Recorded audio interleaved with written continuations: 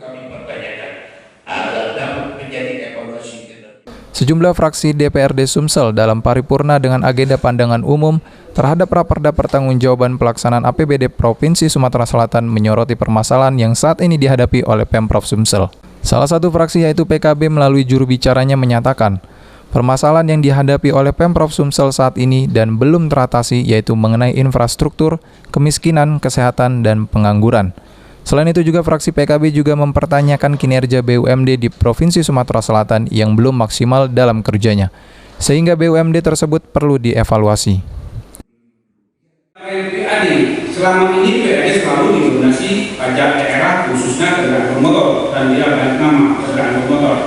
Sementara peran BUMD belum mampu memberikan sumbangan yang berarti pada PAD, sehingga menurut kami kerja PAD perlu ditingkatkan untuk mendongkrak mencapai PAD yang lebih baik.